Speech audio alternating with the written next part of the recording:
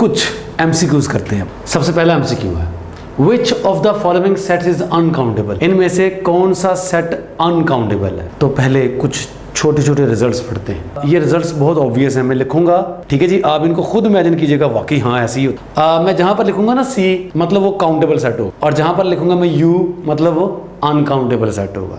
Right जी, तो लीजिए दो काउंटेबल सेट्स हैं C1 C2, इनका क्रॉस प्रोडक्ट क्या होगा। दो काउंटेबल सेट्स का क्रॉस प्रोडक्ट काउंटेबल। और ध्यान में रखिएगा मैंने दो के लिए बात कर दी है, तो मैंने दो के लिए कह दिया होगा ना कि दो काउंटेबल सेट्स का क्रॉस प्रोडक्ट काउंटेबल होगा, तो डेफिनेटली मैं ये कह दूंगा कि फाइनाइटली मैनी काउंटेबल सेट्स का क्रॉस प्रोडक्ट काउंटेबल ही होगा। राइट जी, तो मैं दो के लिए कहूंगा, फाइनाइटली मैनी के लिए आप खुद बना लीजिएगा। तो दो काउंटेबल सेट्स का क्रॉस प्रोडक्ट काउंटेबल, दो काउंटेबल सेट्स का यूनियन काउंटेबल, दो काउंटेबल सेट्स का इंटरसेक्शन भी काउंटेबल। क्या ख्याल है आपका, अगर आपके पास दो काउंटेबल सेट्स हैं उनका डिफरेंस क्या होगा। डिफरेंस भी काउंटेबल। ठीक है जी, आप कह सकते हैं काउंटेबल सेट में से काउंटेबल सेट माइनस करेंगे तो भी जवाब आपका जो तीसरा सेट आएगा वो जो कुछ भी होगा लेकिन वो लाजमन काउंटेबल होगा। ठीक हो गया जी। क्या ये जो रूल्स हैं हमने काउंटेबल सेट्स के बना लिए हैं, क्या ये अनकाउंटेबल सेट्स के लिए भी वैलिड होंगे।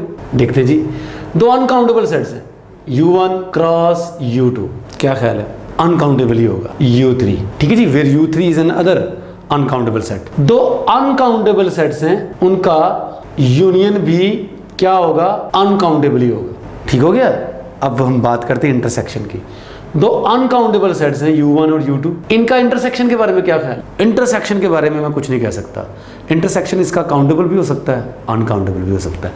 मैं लिख रहा हूं U और C, यानी दो अनकाउंटेबल सेट्स का इंटरसेक्शन काउंटेबल भी हो सकता है और अनकाउंटेबल भी हो सकता है, डिपेंड करता है सेट्स कैसे। राइट जी। अच्छा जी, उसके बाद हम डिफरेंस की बात कर लेते हैं। डिफरेंस के बारे में क्या ख्याल है। बिल्कुल इंटरसेक्शन की तरह डिफरेंस के बारे में भी कुछ नहीं कहा जा सकता। दो अनकाउंटेबल सेट्स का जो डिफरेंस होगा U1 माइनस U2 क्या होगा, ये भी काउंटेबल भी हो सकता है, अनकाउंटेबल भी हो सकता है, ठीक है जी, और काउंटेबल भी हो सकता है। ये कुछ रिजल्ट्स हैं, आप इनको याद कर लेंगे। अच्छा, ऐसे ही हम फर्ज कर लें मेरे पास एक काउंटेबल सेट है और मेरे पास एक अनकाउंटेबल सेट है, uncountable U, countable set C, इनके क्रॉस प्रोडक्ट के बारे में क्या ख्याल है। एक काउंटेबल सेट है, एक uncountable set, uncountable U, countable C, इनका क्रॉस प्रोडक्ट लेंगे तो क्या आएगा, हमेशा अनकाउंटेबल आएगा। ठीक हो गया। यूनियन काउंटेबल है C और अनकाउंटेबल U1, इनका यूनियन क्या होगा, यूनियन भी हमेशा अनकाउंटेबल ही होगा। इंटरसेक्शन, आपके पास एक अनकाउंटेबल सेट है, एक काउंटेबल सेट है, इन दोनों का इंटरसेक्शन क्या होगा। देखिए जी, इंटरसेक्शन मतलब होता है कॉमन पॉइंट्स। तो कॉमन पॉइंट्स ज्यादा से ज्यादा कितने आने, ज्यादा ज्यादा जिस सेट में कम एलिमेंट्स आने ज्यादा ज्यादा उतने एलिमेंट्स आएंगे ना। जिस सेट में कम एलिमेंट्स होने तो कम एलिमेंट्स इसमें होने काउंटेबल वाले में, तो इंटरसेक्शन हमेशा इसका काउंटेबल सेट ही होगा। एक अनकाउंटेबल और एक काउंटेबल, दोनों सेट्स का इंटरसेक्शन हमेशा काउंटेबल होगा। ठीक है जी, लॉजिकली आप इनको आसानी के साथ इमेजिन कर सकते हो इन छोटे छोटे रिजल्ट्स को। तो फाइनली देखते हैं जी, आपके पास एक है सेट अनकाउंटेबल, उसमें से माइनस करेंगे काउंटेबल सेट, अनकाउंटेबल में से काउंटेबल सेट माइनस कर देंगे तो रिजल्ट हमेशा अनकाउंटेबल ही आना। जबकि रिवर्स करेंगे तो उल्टा काम हो जाएगा, काउंटेबल में से अनकाउंटेबल माइनस करेंगे तो रिजल्ट हमेशा काउंटेबल आना है। ठीक है जी, ये छोटे छोटे रिजल्ट्स मैंने यहाँ पे लिख दिए हैं, इनको आप काइंडली अच्छे तरीके से इमेजिन कीजिए। इमेजिन करेंगे तो फिर याद करने की जरूरत नहीं होगी, याद आपको खुद ब खुद आ जाएंगे जब आपने इनका इस्तेमाल करना होगा। तो चलिए जी, क्या ख्याल है आपका, काउंटेबल सेट है ना क्यों, यस, ये वाला भी काउंटेबल है, तो दोनों का क्रॉस प्रोडक्ट काउंटेबल। तो ये हमारी ऑप्शन नहीं है क्योंकि हमने अनकाउंटेबल सेट बताना है। राइट जी, काउंटेबल है, दोनों का क्रॉस प्रोडक्ट भी काउंटेबल, तो ये भी हमारे पास ऑप्शन नहीं बनती, हमने अनकाउंटेबल सेट बताना था। इस सेट को देखें, इस सेट के अंदर कैसे एलिमेंट्स बनते हैं। पहला एलिमेंट अगर आप n की जगह 1 पुट करें तो 1/1 1 1 0, n की जगह 2 पुट करें तो 1/2 1 - 1/2, फिर 1 - 1/3, फिर 1 - 1/4, इस टाइप के एलिमेंट्स आने। काउंटेबल है कि अनकाउंटेबल है, सोचने की जरूरत नहीं है, मैंने लिस्ट बना दी हुई है। देखें, इस सेट के एलिमेंट्स को आप एक लिस्ट के फॉर्म में लिख सकते हैं, पहला ये, दूसरा ये, तीसरा ये, चौथा ये एंड सो ऑन। तो लिस्ट बन गई तो भाई सीधी सी बात है, क्या होगा, ये काउंटेबल। तो ये वाला सेट भी काउंटेबल है क्योंकि क्रॉस हो गया। हमने अनकाउंटेबल बताना था। एक ही ऑप्शन रहती है, यकीनन यही हमारा आंसर, लेकिन आप चेक भी कर लें भाई। ये देखें, ये कौन सा है, काउंटेबल है कि अनकाउंटेबल है? ये अनकाउंटेबल है। इसमें से माइनस कर रहे हो आप, ये कौन सा है, ये काउंटेबल है। ये भी कुछ इस तरह के सेट है ना, जैसा ये है, तकरीबन ऐसा। मतलब आपने नेचुरल नंबर्स पुट करने हैं। ये एक ऐसा फंक्शन है जिसमें आपने नेचुरल नंबर्स पुट करने हैं, तो नेचुरल नंबर्स का सेट कौन सा होगा, काउंटेबल। तो आपने नेचुरल नंबर्स जब इस फंक्शन के अंदर पुट करोगे तो जो आपको आंसर्स मिलने हैं वो भी ज्यादा कितने आने, उतनी आने जितने नेचुरल नंबर्स के सेट के अंदर एलिमेंट्स हैं। तो ये भी कौन सा होगा, काउंटेबल सेट। तो भाई अनकाउंटेबल में से काउंटेबल माइनस किया तो आपको कौन सा मिलेगा सेट, अनकाउंटेबल। तो दिस इंटरवल माइनस दिस क्या होगा जी, अनकाउंटेबल, मतलब यही हमारा करेक्ट आंसर है। ठीक हो गया जी। Next, for the following statements, statement ये है, between two real numbers there exist an integer.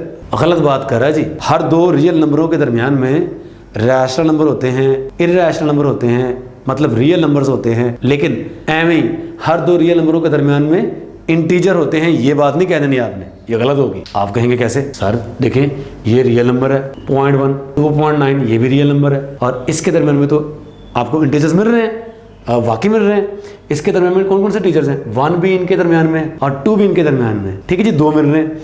लेकिन भाई अगर आप इसको 0.1 बोल दो और इसको 0.9 बोल दो तो ये भी रियल नंबर है, ये भी रियल नंबर है, इन दोनों के दरमियान में कौन सा इंटीजर है भाई, कोई भी नहीं। तो इंटीजर्स के लिए ये डेंसिटी प्रॉपर्टी एग्जिस्ट नहीं करती है, ज़हन में रखिएगा। तो मतलब सीधा सीधा ये कि ये जो स्टेटमेंट है, ए वाली स्टेटमेंट, ये फॉल्स है। ठीक हो गया। और between two real numbers there exist a rational number, ये तो स्टेटमेंट ठीक है यार, ठीक है जी। ये तो डेंसिटी हमारा थ्योरम है। ठीक हो गया, ये स्टेटमेंट ठीक है, ये ट्रू है, ये फॉल्स है, ये फॉल्स है, ये ट्रू है। तो भाई both A and B are true, गलत बात, बोथ आर फॉल्स, गलत बात, ओनली ए इज ट्रू, गलत बात, ओनली बी इज ट्रू, सही बात, बीटा आपका आंसर है। ठीक हो गया जी। तो नेक्स्ट क्वेश्चन पढ़ते हैं। लेट पी एन, मुश्किल समझने के लिए मुश्किल है, इतना भी मुश्किल नहीं है, आसानी से आप इसको भी चेक कर सकते हैं। ऑप्शंस की तरफ बाद में आते हैं। पहले पी एन देखें, पी एन के अंदर क्या है वाला, let P N be the set of all polynomials of degree N. भाईजान जो पी एन के अंदर एलिमेंट्स रखने हैं हमने, वो कैसे रखने हैं, पोलिनोमियल्स रखनी है जिसकी डिग्री एन हो। तो उसके अंदर कैसे एलिमेंट्स आएंगे, a n x to the n plus a n minus 1 x to the n minus 1 plus up to so on plus A1 x plus A0, और डेफिनेटली मैं लिख नहीं रहा हूँ। ठीक है जी। ये जो an minus 1 up to so on A1 A0 ये कहाँ से लेने, इंटीजर्स के सेट से, उसने लिखा हुआ विद इंटीग्रल कोफिशिएंट्स, यानी ये जो कोफिशिएंट्स हैं ये इंटीजर से लेने। ठीक है जी। लिख देते हैं जी, a i belongs to z i from 0 to n, right जी। इसके अंदर कुछ ऐसे एलिमेंट्स हैं। ठीक है जी। डिग्री एन ही होगी इनकी, राइट। कितनी डिग्री रखनी है, डिग्री एन ही रखनी है। अभी हम देखते हैं कि इसके अंदर किस टाइप की पोलिनोमियल्स आनी है और कितनी पोलिनोमियल्स आनी है। अच्छा देखिए, क्या हम इस सेट को ऐसे भी लिख सकते हैं, सीक्वेंस की फॉर्म में, या यूँ कह लें n+1 टुपल्स की फॉर्म में। मतलब देखें तो ये पहला कोएफिशिएंट है जहाँ पर a के नीचे 0 है, ये दूसरा है अप टू सोन, ये कितना होगा, n+1 तो होगा। तो n+1 टुपल्स बना सकते हैं ना आप यहाँ पर, an minus 1 an minus 2 up to so on a1 a0। ठीक है जी। ये जो ए आईज हैं ये एलिमेंट्स हमने कहाँ से लेने हैं, लिखा हुआ हमने, ये सारे के सारे इंटीजर से लेने जी। पहला कोएफिशिएंट है, ये बात आपको थोड़ा सा हो सकता है कंफ्यूज कर दे कि जो पहला कोएफिशिएंट है ये नॉन जीरो होना चाहिए। भैया ये नॉन जीरो होना चाहिए, मतलब सभी के सभी आप इंटीजर पुट कर सकते हो, सिर्फ जीरो के अलावा जीरो नहीं पुट कर सकते। या लेकिन जो z सेट ऑफ इंटीजर्स है ये काउंटेबल है। अब इसमें से एक एलिमेंट अगर हम जीरो वाला निकाल लें तो जीरो वाला जो सिंगलटन सेट होगा ये काउंटेबल होगा। तो जो काउंटेबल में से काउंटेबल निकालेंगे तो आपको काउंटेबल मिलना है। मतलब ये कह सकते हैं आप कि आप तमाम इंटीजर्स पुट कर सकते हैं जीरो के अलावा, यहाँ पर भी सारे इंटीजर पुट कर सकते हैं, जीरो भी, यहाँ पर भी अप टू सोन यहाँ तक भी सारे के सारे इंटीजर पुट कर सकते हैं। तो दरअसल अगर आप गौर करें इस सेट की जो कार्डिनलिटी है वो कितनी होनी भला, ये सेट तकरीबन क्या होगा भला, हम ये कह सकते हैं ये जो पहला है ना इसमें से हमने z में से सिर्फ जीरो निकालना है, राइट। उसके बाद हमने इसका क्रॉस प्रोडक्ट, फिर इसके साथ क्रॉस प्रोडक्ट, फिर up to so on cross product with z। शायद आपको बात समझ आ चुकी होगी। जो फर्स्ट कोएफिशिएंट है उसमें 0 नहीं होना, बाकी सारे इंटीजर्स होने। लेकिन देखें ये काउंटेबल होना है ना, काउंटेबल। ये काउंटेबल है, ये सिंगलटन सेट है, ये भी काउंटेबल है, दोनों का डिफरेंस काउंटेबल, ये काउंटेबल सेट है, राइट जी। इसके साथ क्रॉस प्रोडक्ट लेंगे तो काउंटेबल, क्योंकि ये भी काउंटेबल है। तो जैसे मैंने आपको बताया था कि आप ये दो सेट्स अगर काउंटेबल, उनका क्रॉस प्रोडक्ट भी काउंटेबल होगा, इस बात को एक्सटेंड किया जा सकता है up to finitely many sets के लिए। तो ये सारे के सारे सेट्स फाइनाइटली मैनी हैं, ये सारे के सारे जो हैं ये काउंटेबल भी हैं। इन सब का जो क्रॉस प्रोडक्ट होगा वो भी होगा काउंटेबल होगा। क्या होगा जी? काउंटेबल होगा। अब हम आते हैं अपनी ऑप्शंस की तरफ। फाइनाइट ये हरगिज नहीं है, डेफिनेटली इसके अंदर इनफाइनाइटली मैनी एलिमेंट्स हैं, ये बात तो लॉजिकली आपको साफ नजर आ रहा होगा। तो अनकाउंटेबल नहीं है, ये बात मैंने साबित कर दी, राइट। अनकाउंटेबल यहाँ था, यहाँ पर काउंटेबल है, काउंटेबल ये है, ये बात मैंने साबित कर दी है। डेफिनेटली काउंटेबल है तो अनकाउंटेबल नहीं होगा। यानी अब ये वाली ऑप्शन गई और ये वाली ऑप्शन गई, बची क्या? काउंटेबल। और ये क्या है? ये है G D numerable. D numerable set किसे कहते हैं? हमारे यहाँ जो स्टडी करते हैं हम काउंटेबल सेट। अच्छा, मैंने काउंटेबल सेट को क्या बताया था भला? काउंटेबल सेट वो होता है जो फाइनाइट हो या set of natural numbers n के इक्वलेंट हो, ऐसे बताया था ना। या यूं कह लें काउंटेबल सेट वो होता है जिसको हम लिस्ट की फॉर्म में लिखते हैं। तो फाइनाइट सेट्स तो सारे के सारे लिस्ट की फॉर्म में लिखे जा सकते हैं। तो कुछ इन्फिनिट सेट्स भी ऐसे हैं जिनको लिस्ट की फॉर्म में लिखे जा सकते हैं, वो भी काउंटेबल है। लेकिन काउंटेबल सेट्स को अगर हम कैटेगराइज करें तो उनकी दो कैटेगरीज बनती हैं, एक फाइनाइट वाले वो भी काउंटेबल ही है, एक इन्फिनिट वाले जो काउंटेबल है। यानी इन्फिनिट सेट जिसको लिस्ट की फॉर्म में लिखा जा सकता है। एग्जैक्टली यही वो सेट्स हैं जो set of natural numbers n के इक्विवेलेंट है। और एग्जैक्टली इन सेट्स को हमने क्या नाम दिया हुआ है? डी न्यूमरेबल का। अच्छा, कुछ फॉरेन ऑथर्स हैं, उनमें हो सकता है आपको जिनको मैंने डी न्यूमरेबल बोला है उसको उन्होंने काउंटेबल बोला हो, और जिसको मैंने काउंटेबल बोला उसको उन्होंने डी न्यूमरेबल बोला हो। लेकिन हमारे यहाँ जो बुक्स हैं, जो बुक्स हम स्टडी करते हैं, उनके हिसाब से एग्जैक्टली ऐसा ही है जो मैंने आपको बता दिया।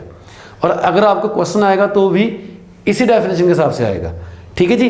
कि काउंटेबल सेट है क्या बोला? आइदर फाइनाइट और equivalent to the set of natural numbers n। Denumerable क्या होगा? फाइनाइट नहीं होगा सेट, एग्जैक्टली वो इनफिनिट सेट्स जो set of natural numbers n के इक्विवेलेंट होंगे। यानी ऐसे सेट्स जिनको हम लिस्ट की फॉर्म में लिख सकते हैं लेकिन वो फाइनाइट ना हो, वो इन्फिनिट हो, these are the denumerable sets. तो अब इसको देखें, ये काउंटेबल है लेकिन फाइनाइट नहीं है। काउंटेबल में दो चीजें आ जाती है ना, फाइनाइट और इन्फिनिट। तो काउंटेबल है लेकिन फाइनाइट नहीं है, इन्फिनिट है, तो कौन सा होगा? काउंटेबल तो है लेकिन ये डी न्यूमरेबल होगा। अब सवाल ये पैदा होता है कि ऑप्शन में काउंटेबल भी है और डी न्यूमरेबल भी है, तो टिक किसको करें? दोनों ठीक है भाई जी। अगर आपने काउंटेबल कह दिया तो फिर जरूरत नहीं है कि वो डी न्यूमरेबल ही हो। काउंटेबल सेट तो फाइनाइट भी होते हैं। कौन सा सेट ऐसा है जो कंप्लीट भी है, ऑर्डर सेट भी है, ऑर्डर फील्ड भी है, यानी फील्ड भी है, वो ऑर्डर फील्ड भी है, और वो कंप्लीट वाली ऑर्डर फील्ड। भाई इसको देखें, क्यू को, फील्ड है, ऑर्डर फील्ड भी है लेकिन कंप्लीट नहीं है, ठीक है जी। अच्छा खासा हमने इन पे टाइम्स आया किया होगा। जेड फील्ड ही नहीं है, आर फील्ड है, ऑर्डर फील्ड भी है और कंप्लीट भी है। हर बाउंडेड अबव सबसेट का आपको सुप्रीमम मिलना है, हर बाउंडेड बिलो सबसेट का आपको इन्फिमम मिलना है, राइट जी। ये चीज़ क्यू में नहीं होल्ड करती थी, हमने देख लिया था, ठीक है। ये हमारा आंसर। सी फील्ड है लेकिन ये ऑर्डर्ड फील्ड नहीं है। As an set ordered set तो है लेकिन एज अ फील्ड ये ऑर्डर्ड फील्ड नहीं है, तो ये भी हमारी ऑप्शन नहीं है, राइट जी। तो नेक्स्ट देखते हैं जी।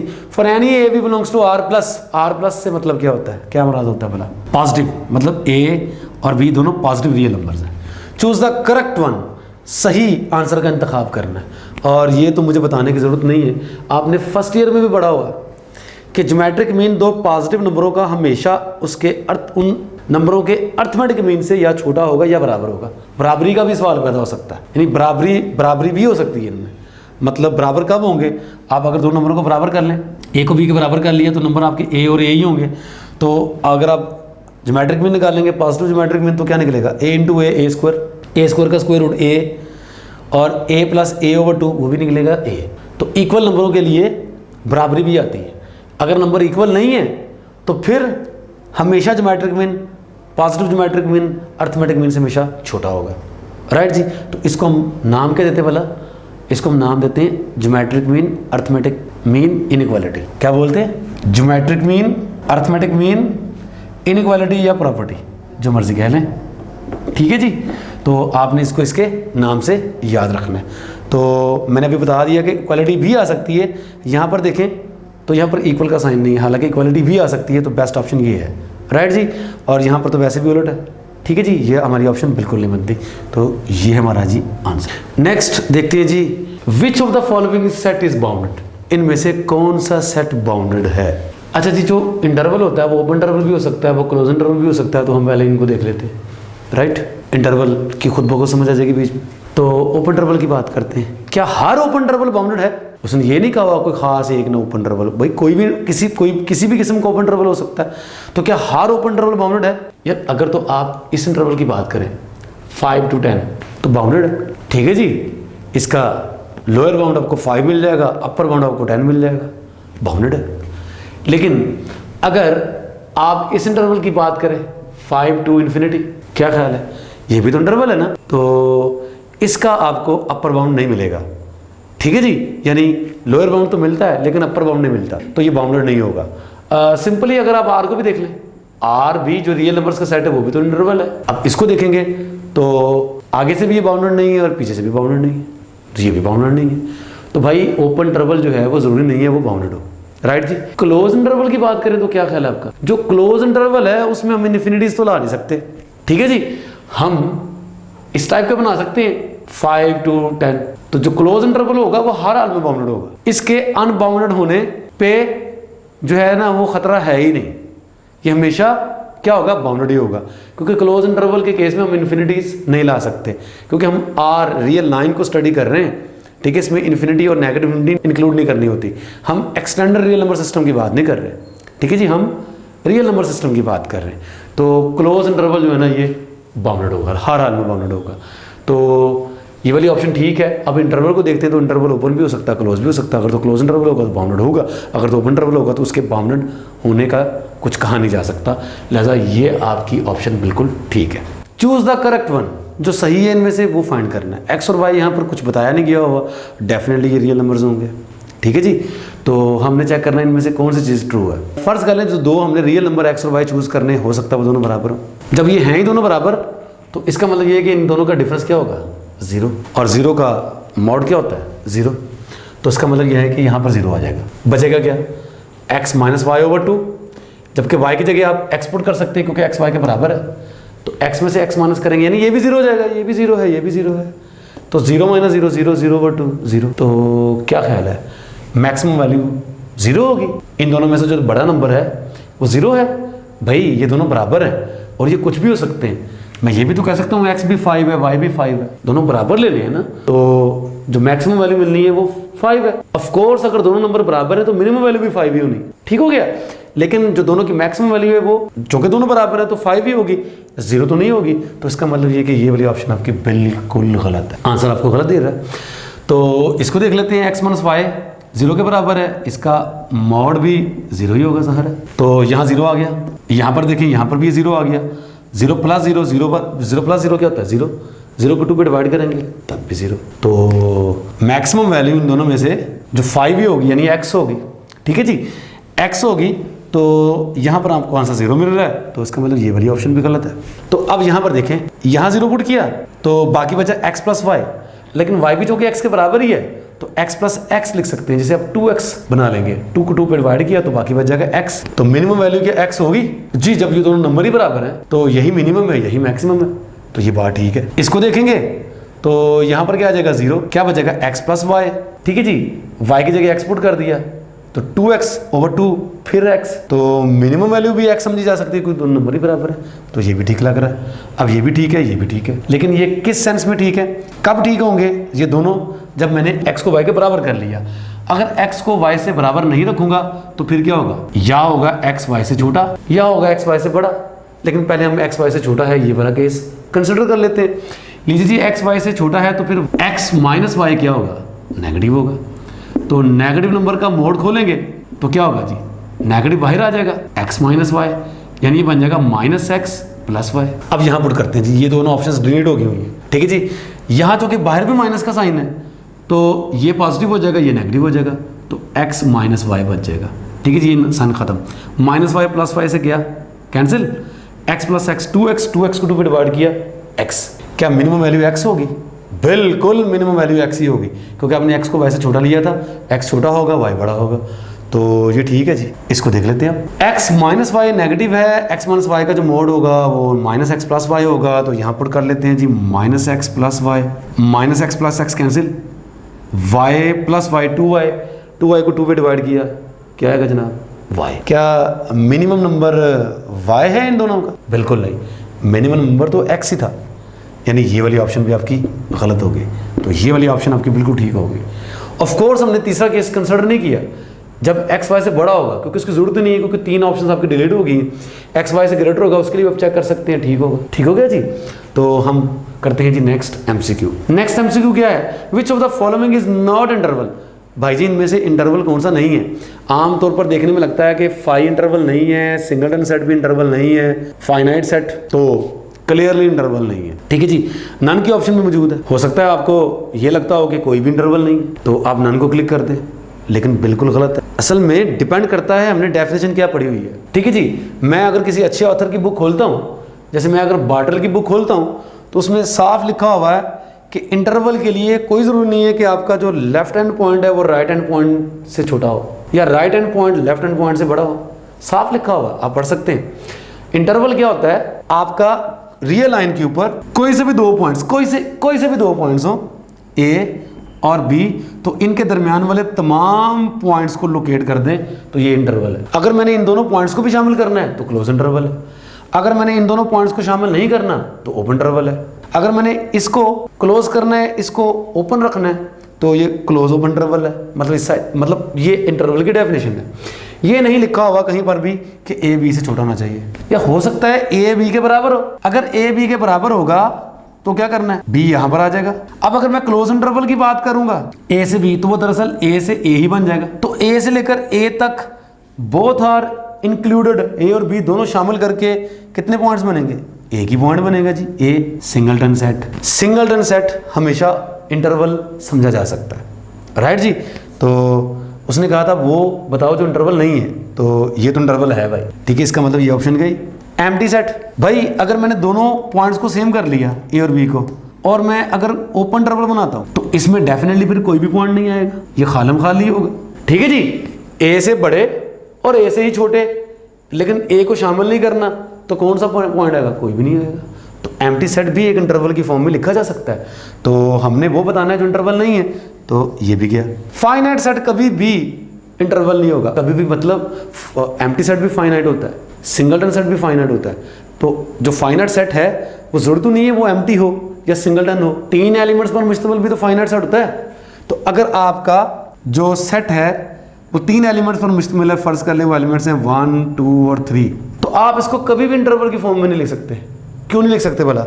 क्योंकि अगर फर्ज कर लें यही रियल है ना आपकी, इधर 1, इधर 2, इधर 3, इंटरवल की फॉर्म में लिखने के लिए आप यूं ही करोगे ज़्यादा से ज़्यादा कि आप इस टाइप का इंटरवल बना दो 1 से लेकर 3 तक, लेकिन ऐसा करोगे तो इनके दरमियान में 2 के अलावा और भी कई पॉइंट्स आ जाएंगे, लाइक 1.1, 2.7 इस टाइप के, जो कि सेट में मौजूद नहीं है। तो अगर आपका सेट फाइनाइट है, वो नॉन एम्प्टी है और सिंगलटन सेट भी नहीं है, तो उसको आप कभी भी इंटरवल की फॉर्म में नहीं लिख सकते। ठीक है जी, बल्कि मैं तो ये कहता हूं कि अगर आपका जो सेट है वो काउंटेबल है, यानी डिन्यूमरेबल है।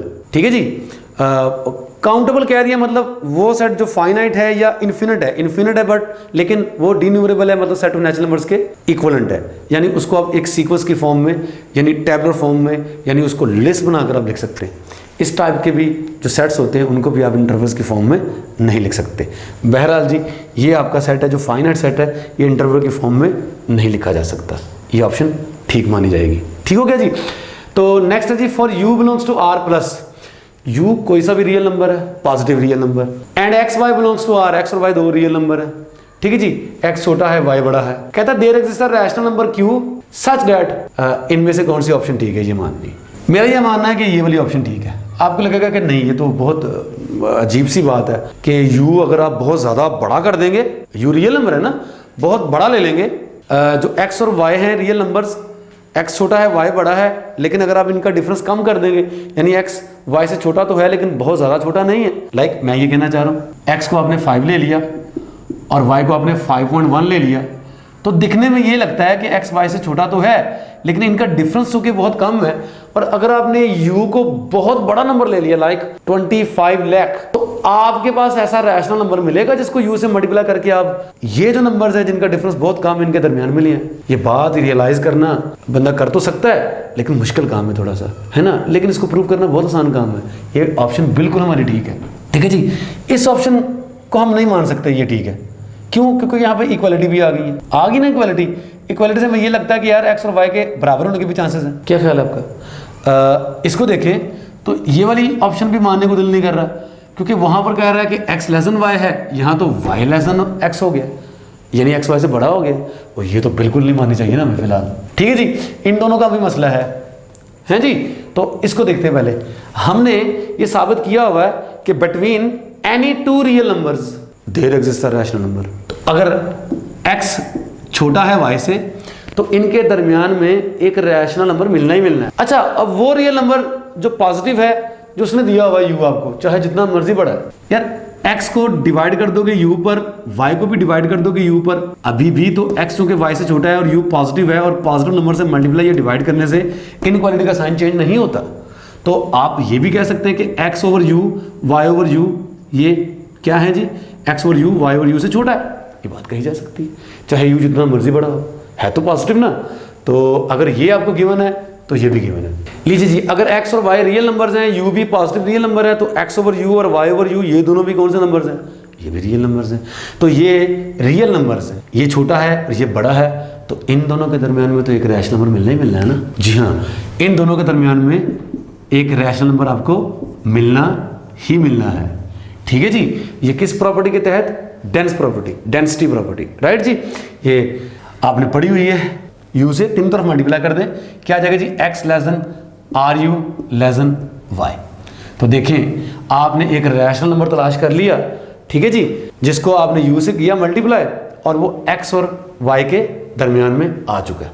ठीक है जी, ये बात प्रूव की जा सकती है। तो यहाँ पर चूंकि इक्वालिटीज थी, इस वजह से हम इसको नहीं मानते। चूंकि हमने ये प्रूव कर दिया है तो ये तो हम ट्रू कह ही सकते हैं। तो नन तो आपको पता है वैसे ही बेकार होगी ऑप्शन। नेक्स्ट है जी, the set of rational numbers has. Rational numbers के सेट में जीएलबी प्रॉपर्टी होल्ड करती है। ये जीएलबी प्रॉपर्टी क्या है? जीएलबी प्रॉपर्टी मतलब इन्फिमम प्रॉपर्टी। ये क्या है बोला कि हर रैशनल नंबर्स के वो सबसेट जो बाउंडेड बिलो हैं, ठीक है जी, उनका इन्फिमम भी होगा। जी नहीं, ये बात हमने गलत साबित की हुई है। आपने एग्जांपल एक पढ़ी हुई है, सेट बनाया था ए के अंदर क्या थे? x belongs to q, x positive and x square less than 2। a bounded above था, लेकिन उसका कोई सुप्रीमम आपको नहीं मिला था, मतलब ये वाली प्रॉपर्टी फेल। एक सेट बनाया था b, वो क्या था? x belongs to q, x positive, x square is greater than 2।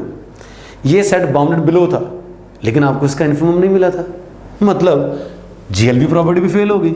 ठीक है जी, ये क्या प्रॉपर्टी वाला कि हर बाउंडेड अबव सबसेट का सुप्रीमम मिले। ये क्या है? हर बाउंडेड बिलो सबसेट का इन्फिमम मिले। तो ये रैशनल नंबर्स में फेल हो जाती हैं, हमने पढ़ा हुआ है। आर्चिमीदन प्रॉपर्टी क्या बोला? आर्चिमीदन प्रॉपर्टी मैंने आपको पढ़ाई हुई है। क्या प्रॉपर्टी बोला कि किसी भी रियल नंबर x के लिए आपको एक नेचुरल नंबर मिल जाना है जो बड़ा होना है x से या बराबर होना है। तो किसी भी रियल नंबर के लिए मिल जाना ना, तो जो रैशनल नंबर्स है वो भी तो रियल नंबर्स ही हैं। तो अगर आप तमाम रियल नंबर्स के लिए एक नेचुरल नंबर फाइंड कर सकते हो, तो डेफिनेटली तमाम रैशनल नंबर्स के लिए भी फाइंड कर लोगे, क्योंकि रैशनल नंबर्स तो वैसे भी रियल नंबर्स के अंदर ही आ जाने हैं। ठीक हो गया। तो ये वाली बात आर्चिमीदन प्रॉपर्टी जो है ये रैशनल नंबर्स में होल्ड करती है। ठीक हो गया जी, ये होगा जी टिक। नेक्स्ट है जी, for n belongs to n point out the Bernoulli's inequality. भाई बर्नौली इनइक्वालिटीज के बारे में आपको पता है, ये बर्नौली इनइक्वालिटीज है सारी? नहीं भाई, n नेचुरल नंबर होना चाहिए या नॉन नेगेटिव इंटीजर होना चाहिए, जीरो भी हो सकता है। बहरहाल यहाँ पर n दिया हुआ, तो इसके लिए भी बात जो है ना बर्नौली इनइक्वालिटी बनाई जा सकती है। कौन सी होगी? ये भी बर्नौली इनइक्वालिटी है, ये भी बर्नौली इनइक्वालिटी है, ये भी यही तो है बर्नौली इनइक्वालिटी। हमने यही तो याद की हुई है। लेकिन याद करें, Bernoulli inequality x bigger than -1 के लिए थी। देखिए, x अगर -1 से बड़ा होगा तो फिर x + 1 0 से बड़ा होगा। तो जो बेस है, बेस पॉजिटिव होनी चाहिए ना, तभी बनेगी आपकी बर्नौली इनइक्वालिटी। तो बेस पॉजिटिव कहाँ है? जब x + 1 0 से बड़ा होगा, यानी जब x - 1 से बड़ा होगा। तो आपने याद किया होगा कि x - 1 से बड़ी होगी तो बननी है बर्नौली इनइक्वालिटी। ठीक है जी। अब यहाँ पर भी x ग्रेटर देन -1 है, लेकिन यहाँ पर इक्वल का साइन नहीं है, ये दोनों साइड्स इक्वल भी हो सकती हैं, कब इक्वल हो सकती हैं? चलिए ज़रा n की जगह 1 पुट कर दें, n की जगह 1 पुट कर देंगे, यहाँ क्या बन जाएगा 1 + x, यहाँ भी 1 पुट करेंगे, यहाँ भी 1 + x बन जाएगा। तो इक्वालिटी भी आ सकती है, लिहाजा ये नहीं है बर्नौली इक्वालिटी, ये वाली है। ठीक है जी, ये क्यों नहीं है जी? इक्वल का साइन तो है, लेकिन यहाँ पर x > 0 दिया हुआ, x अगर 0 से बड़ा रखेंगे तो भी ठीक है, ये चीज़ वैलिड होगी, लेकिन कम डोमेन के लिए वैलिड होगी। x > -1 में ज़्यादा नंबर्स आ जाएंगे, तो ज़्यादा नंबरों के लिए ये चीज़ होल्ड कर रही है, तो यही हमारी बर्नौली इनइक्वालिटी होगी। इस तरह x > 1, इसमें तो और ज़्यादा कम नंबर हो गए। ठीक है जी, तो तमाम पॉजिटिव बेसिस के लिए आपकी बर्नौली इनइक्वालिटी ट्रू है, तो तमाम में ज़्यादा नंबर यहाँ पर आ जाते हैं जी। तो ये है जी आपकी बर्नौली इनइक्वालिटी। एक आखिरी क्वेश्चन करते हैं हम। in हमारे पास ये क्लोज इंटरवल है 2 - 1/n 2 + 1/n, लेकिन n को कह दिया 1 2 3 अप टू सो ऑन। तमाम नेचुरल नंबर हम इसमें पुट कर सकते हैं, तो ये दरअसल बन जाएगी एक सीक्वेंस ऑफ क्लोज इंटरवल्स की। आइए देखते हैं ये क्लोज इंटरवल्स की सीक्वेंस कैसी है।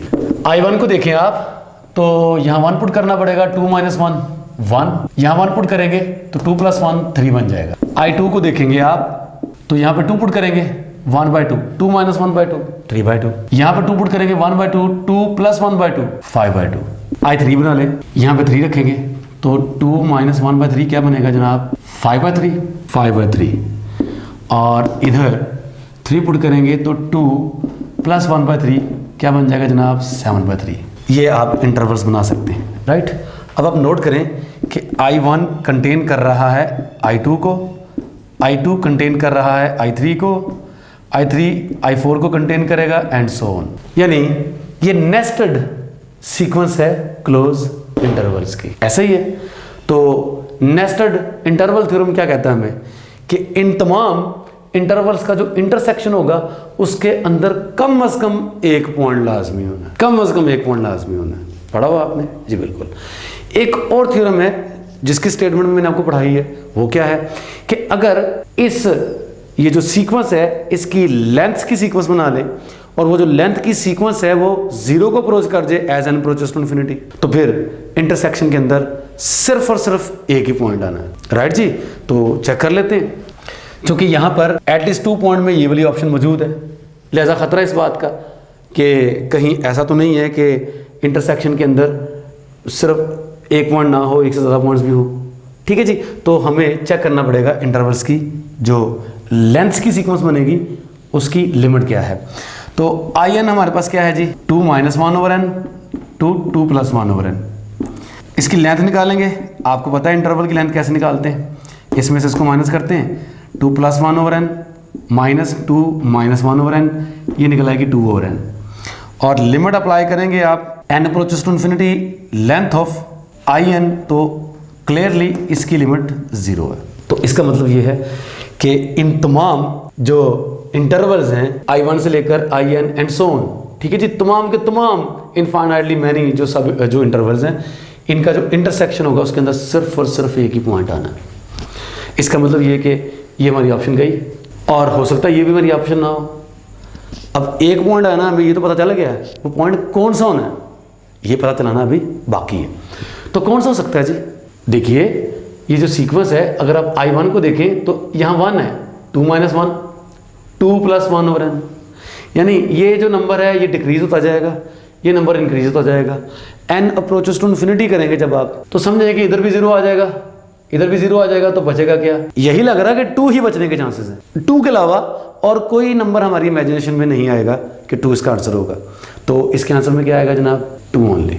यूं कह लें कि 1/n जो है वो कोई एक नंबर है, 0 के करीब होता जा रहा है, 0 तो नहीं होना। तो यूं समझे कि ये जो नंबर है ये 2 से थोड़ा सा बड़ा हो सकता है, थोड़ा सा बड़ा, और ये वाला जो नंबर है ये 2 से थोड़ा सा छोटा हो सकता है। n को लार्ज करते जाएंगे तो वही गैप और कम होता जाएगा। तो बचना क्या है?